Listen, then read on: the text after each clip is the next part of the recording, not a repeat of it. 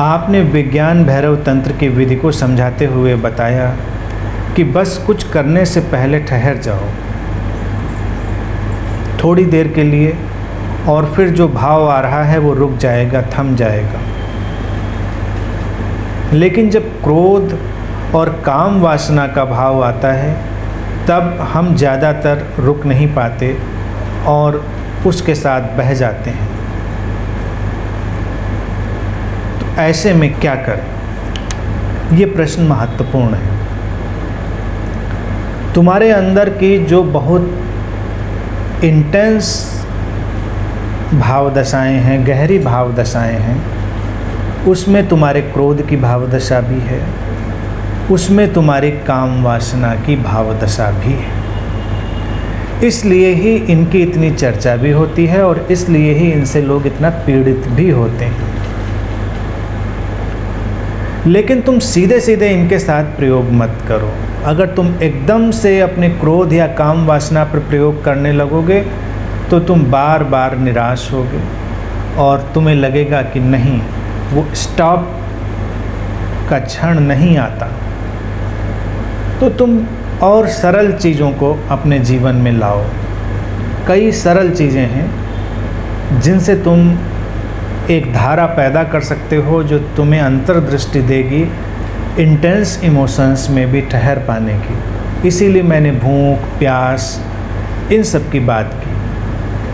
तुम छोटी चीज़ें भी, जैसे कि तुम सड़क पर चलते चलते अचानक फ्रीज हो सकते हो,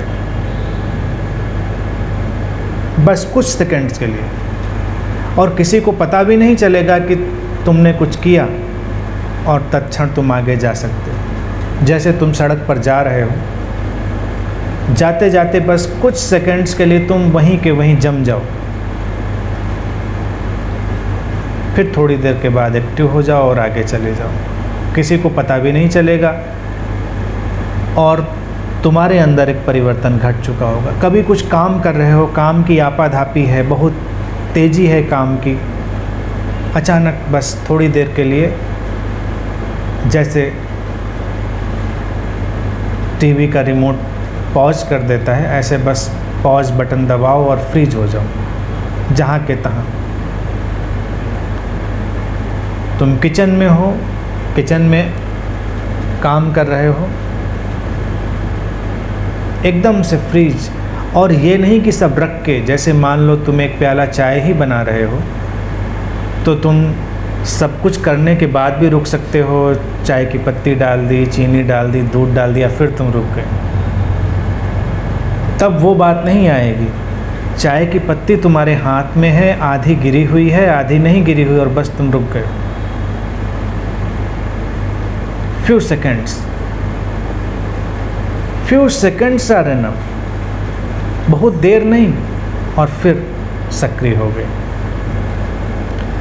कभी किसी को तुम कोई इंस्ट्रक्शन दे रहे हो काम करने के लिए, और बीच सेंटेंस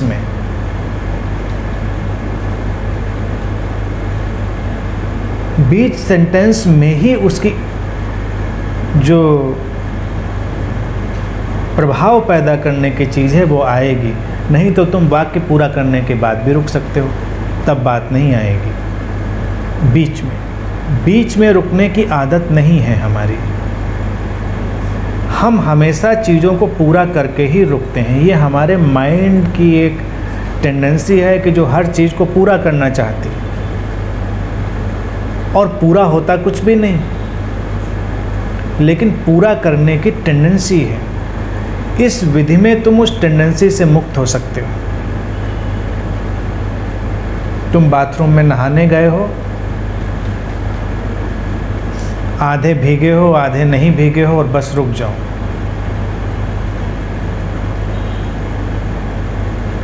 ऐसे तुम बहुत सारे छोटे छोटे ढंग खोजो। पहले छोटे छोटे ढंग, अपनी क्रियाओं के ढंग खोजो, और फिर अपनी वृत्तियों के, अपने इमोशंस के ढंग खोजो।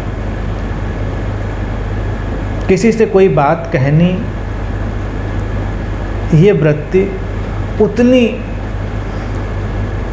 ओवर पावरिंग नहीं है, उतनी तुमको ग्रस्त कर लेने वाली नहीं है, इसमें तुम रुक सकते हो। नहीं तो लोग उसमें भी बहुत जल्दबाजी में होते हैं, जैसे उनको बात कहनी है, तुम कहने गए थे और कहते कहते रुक गए। इसको कर पाओगे।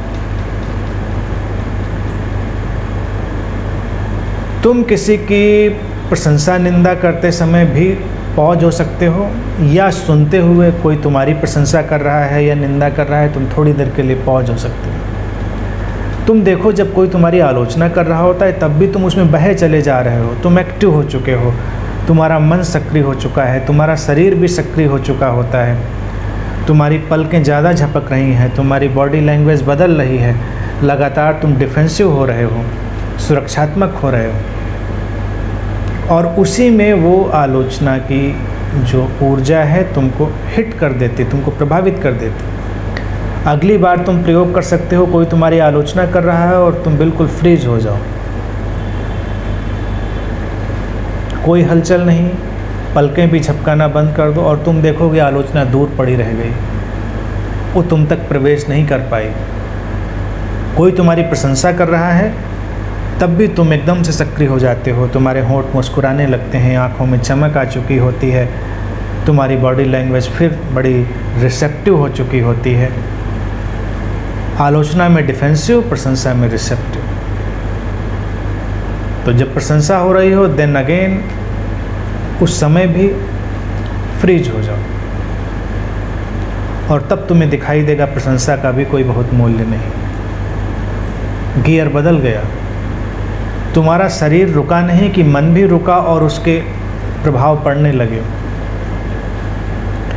फिर इसी तरह से छोटे मोटे इरिटेशन हैं, छोटे मोटे फ्रस्ट्रेशन हैं, उन पर अपना काम करो।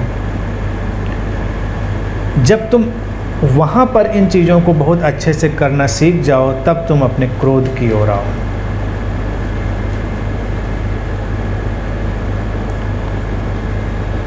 क्रोध उठे, तुम्हें कुछ कहने का मन हो और तुम बस ठहरे रह जाओ। पहले छोटे छोटे क्रोध के हिस्सों में तुम इसका उपयोग कर सकते हो। फिर कभी एकदम से तुम्हें गुस्सा आया है, तुम कमरा छोड़कर भागने की स्थिति में हो और कमरे के बीच में ही तुम स्टैच्यू हो जाओ कुछ सेकंड्स के लिए, और फिर आराम से आहिस्ते से कमरा छोड़ दो। एकदम से तुम्हें किसी को कुछ बोलने का मन आया गुस्से में,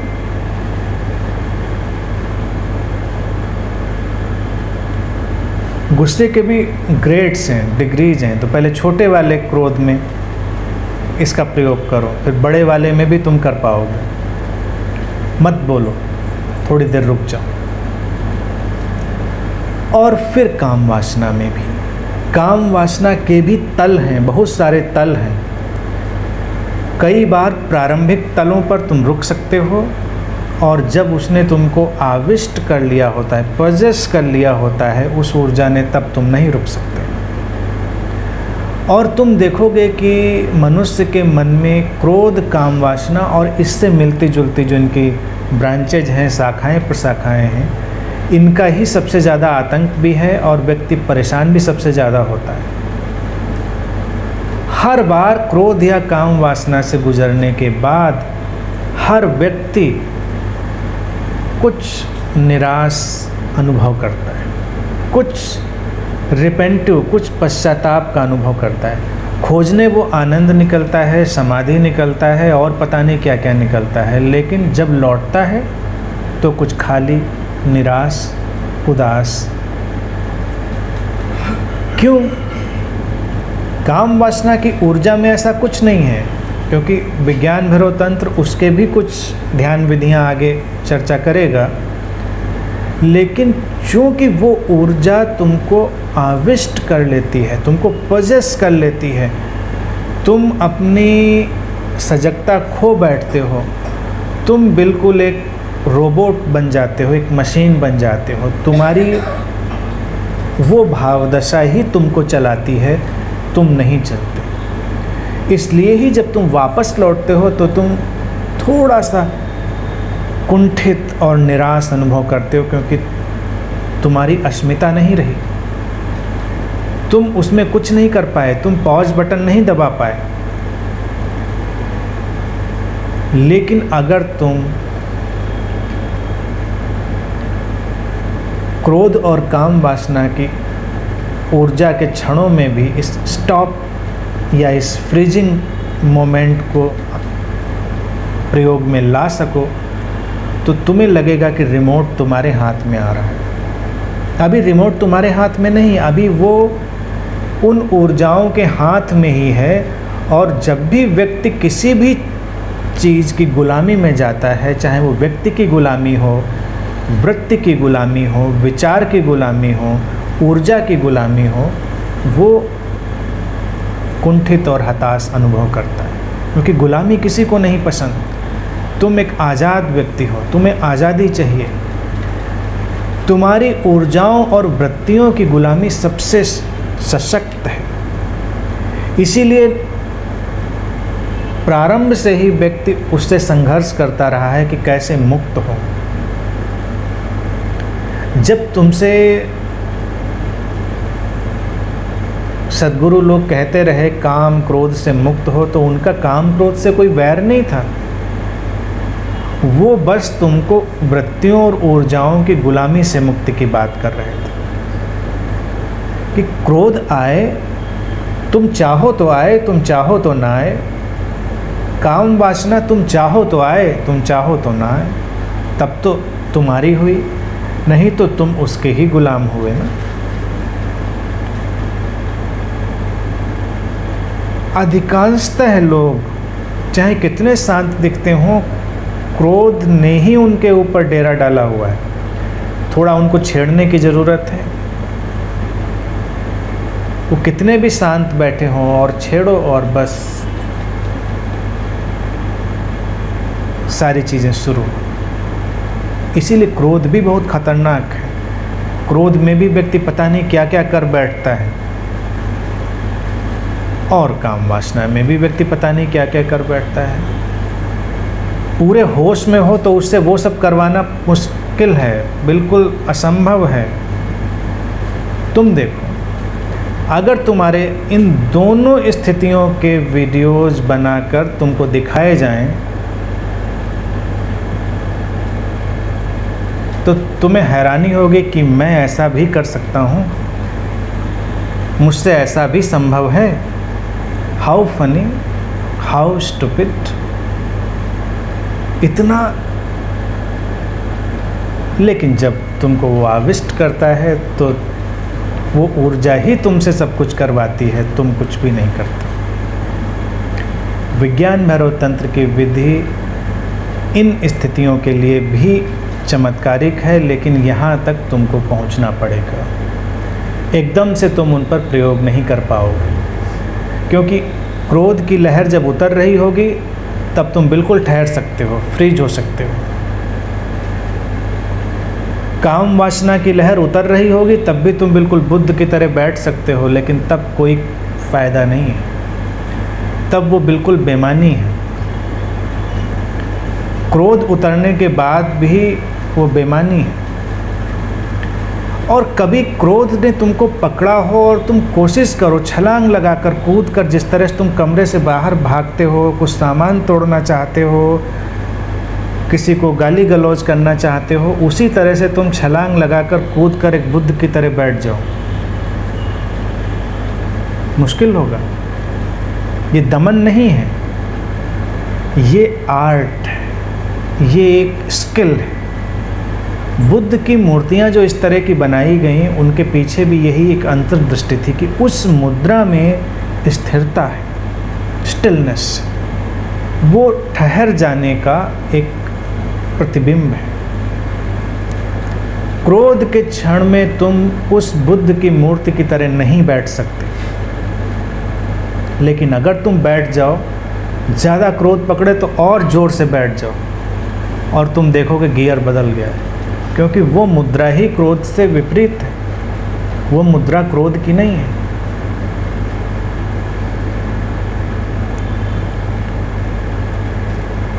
इस तरह से तुम प्रयोग करो, धीरे धीरे प्रयोग करो, और फिर तुम महत्वपूर्ण वृत्तियों पर और बहुत सशक्त वृत्तियों पर भी इस प्रयोग को कर पाओगे।